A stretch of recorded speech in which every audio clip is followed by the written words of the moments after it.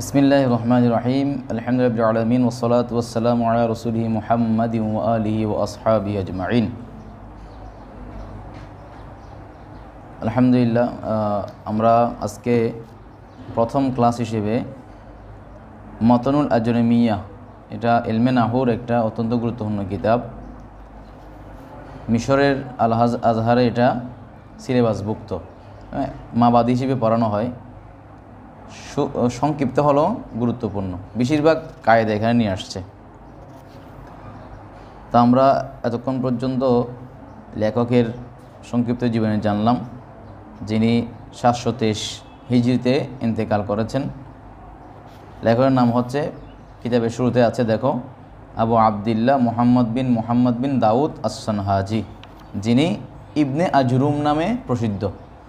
যেহেতু ইবনে আজরুম নামে প্রসিদ্ধ, ওনার দাদাকে আজরুম বলা হতো। আজরুম শব্দের অর্থ হচ্ছে ফকির বা সুফি। তো ওই দিকে নিসবত করে, সম্পর্ক করে কিতাবের নাম রাখা হয়েছে মাতনুল আজরুমিয়া। আওয়াজ দিয়ে বলবা, মাতনুল আজরুমিয়া। আচ্ছা, মতন মানে তো ইবারত, এটা তোমরা জানো। যাই হোক, আমরা শুরু করি। যেহেতু আমরা 19 রমজানের মধ্যে আমরা পুরা কিতাবটা শেষ করব। একটা কিতাব শুরু থেকে শেষ পর্যন্ত পড়লে কিছু মালাকা তৈরি হয়, কিছুটা অর্জন হয়, এবং একটার মধ্যে একটা প্রশান্তি আসে। তুমি অনেক বড় কিতাব শুরু করছো, শেষ করতে পারো নাই, প্রশান্তিটা আসবে না। এখন ছোট কিতাব হলেও এখানে গুরুত্বপূর্ণ কিছু কাওয়ায়েদ আসছে, যেগুলোর কারণে আমাদের ফায়দা হবে। বিসমিল্লাহির রহমানির রহিম। আল্লাহর নামে শুরু করছি, যিনি দয়াবান পরম করুণাময়। বিসমিল্লাহির রহমানির রহিম। তারকিব সবাই জানো, আমি তরকিব বা তাহাকিক বা বিস্তারিত গভীর আলোচনার দিকে যাব না, যেহেতু আমাদেরকে নির্দিষ্ট সময়ে শেষ করতে হবে। ক্বালাল মুসান্নিফ রাহিমাহুল্লাহ। মুসান্নিফ রাহিমাহুল্লাহ বলেন, মুসান্নিফ বলতে, মুসান্নিফ মানে কিতাবের লেখক, হ্যাঁ, যিনি লিখেছেন। মুহাম্মদ বিন দাউদ, নামটা অনেক সুন্দর। আচ্ছা, শুরুতে উনি বিসমিল্লাহ বলে শুরু করছেন কি, আনওয়াউল কালাম। আচ্ছা, আমরা সচরাচর জানি যে কি ইলমে নাহু এর আলোচ্য বিষয় দুইটি, আল কালিমাতু ওয়াল কালাম। কালিমা শব্দ, কালাম বাক্য, দুইটা নিয়ে আলোচনা করে। কিন্তু উনি কালাম দিয়ে শুরু করছেন কেন? কারণ হচ্ছে কোনো নাহবিদের মতে, বিশেষ করে আরব দেশে কালিমা এবং কালামকে একই মনে করা হয়। ওখানে ওনার তেমন একটা ফরক করেন না। এই জন্য সামনে যখন এবারত আসবে তখন বুঝবা আমরা কালিমা 3 প্রকার পড়ছি, ইসিম, ফেল, হরফ। কিন্তু ওনারা কালামকেও 3 প্রকার বলে, ইসিম, ফেল, হরফ। কারণ কালিমাটা কিসের অন্তর্ভুক্ত? অন্তর্ভুক্ত।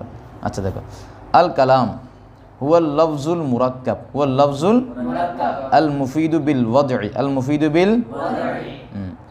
কালাম হুয়া, কালাম জিনিসটা বা সেটা, আল লফজ এমন একটা শব্দ, আল মুরাক্কাব যেটা কি হয়, যৌগিক, মিলিত, মুরাক্কাব হয়।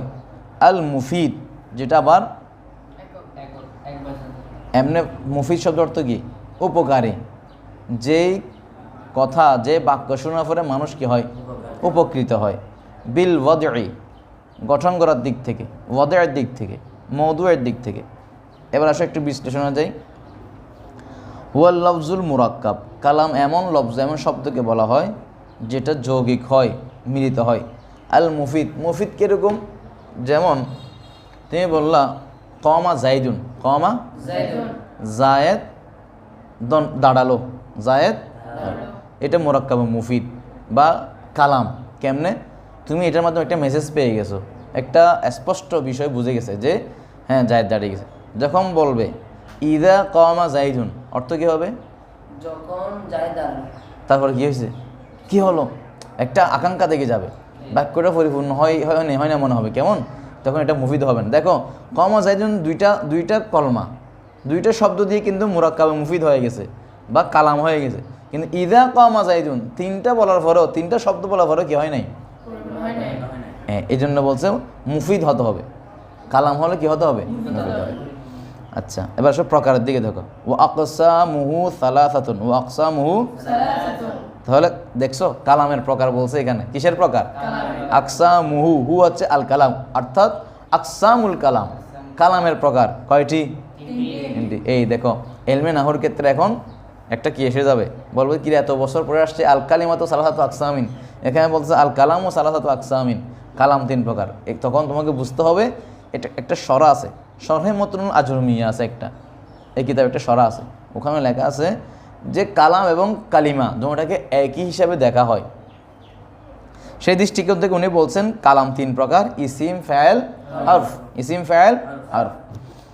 আচ্ছা, ওয়া হরফুন জাআ লিমানান, জাআ যেগুলা কিসের জন্য আসে? অর্থের জন্য। কিসের জন্য? অর্থের জন্য। ফাল ইসমু ইউরফু, ইসিম কিভাবে চিনবা? ফাল ইসমু অতঃপর ইসিম ইউরফু চেনা যাবে বিল খফদ, খফদ মানে কি? জের, জের। খফদ মানে কি? জের। বিল খফদি, জেরের মাধ্যমে চিনবা। ইসমু ইউরফু অতঃপর ইসিমকে চিনা যাবে বিল খফদি, খফদুন মানে জের, জেরের মাধ্যমে চেনা যাবে। ওয়াত তানভিন, আর কিসের মাধ্যমে চেনা যাবে? ওয়া দুখুলুল আলিফি ওয়াল লামি, ওয়া দুখুলুল আলিফি কি প্রবেশ করবে? আলিফ লাম, আলিফ লাম আসবে। ওয়া হুরুফিল, আচ্ছা গেল। তাহলে আমাদেরকে কয়টা আলামত দিছে? 3টা আলামত, যেগুলোর মাধ্যমে কি চেনা যাবে? দেখছো, সংক্ষেপ না একদম, কিন্তু অন্য কিতাবের মধ্যে 10টা আলামত 12টা আলামত আছে, উনি এত সংক্ষেপ করছেন। যদি ইসিমকে চিনবা 3টা, বিল খফদি ওয়াত তানবিন ওয়া দুখুলুল লাম, আলিফ লাম। আলিফ লাম আসবে, তানবিন হবে, আগে হবে। এবার আসো, ওয়া হুরুফুল খফদি, খফদুনের হরফ কোনগুলা? জের হয় কোনগুলার মাধ্যমে? ওয়াহিয়া, সেটা কি? মিন, ওয়া ইলা, ওয়া আন, ওয়া আলা, ওয়া ফি, ওয়া রুব্বা, ওয়াল বা, ওয়াল কাফ, ওয়াল লাম, ওয়া হুরুফুল কসম, ওয়াহিয়া আল ওয়া, ওয়াল বা, ওয়াত তা। অনেক এগুলোকে হরফে জর বলে নাই, বলছে কি হরফুল খফদ, কাছাকাছি।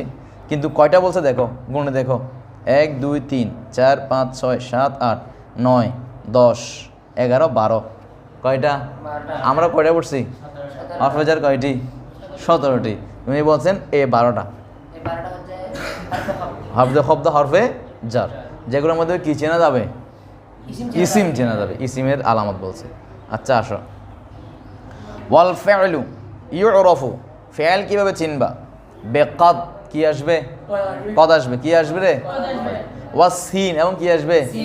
ওয়া সাউফা, কি আসবে? ওয়া তাই তানিস সাকিনা, তায়ে তানিস আর সাকিনা, যে সাকিন যুক্ত তায়ে তানিস মুয়ান্নাসের তা আসবে। তাহলে উনি ফাইলের জন্য কয়টা বলছেন? 4টা। আমরা কোনো কিতাবে 8টা পড়ছি, কোনো কিতাবে 12টা পড়ছি, উনি বলছেন মাত্র কয়টা? 4টা। কি আসবে? কদ আসবে, সিন আসবে, সফা আসবে, তায়ে তানিস সাকিনা আসবে। 2টা মাজির জন্য, 2টা সিন সফা হচ্ছে মুজারের জন্য, কদ এবং তায়ে তানিস হচ্ছে মাজির জন্য। কদ ফাআলা, ফাইলের শুরুতে আসছে না? ফাআলাত, লাস্টে কি আছে? তায়ে তানিস সাকিনা আছে। তাহলে 2টা গেল মাজি। মুজারে সায়া আলামুন, হ্যাঁ, সাউফা ইয়ালামুন, এগুলো হচ্ছে মুজারের জন্য। তাহলে ফাইল আলামত দিলেন 4টা, আর ইসিম আলামত, ইসিম চেনার উপায় 3টা দিলেন। আচ্ছা হ্যাঁ, এবার আসো হরফ। ওয়াল হরফু মা লা ইয়াসলুহু মাআহু দলিলুন ইসমে ওয়ালা দলিলুল ফাইলে, দলিলুল ইসমে ওয়ালা দলিলুল ফাইলে। আবার বলো, ওয়াল হরফু মা লা ইয়াসলুহু মাআহু দলিলুল ইসমে ওয়ালা দলিলুল ফাইলে।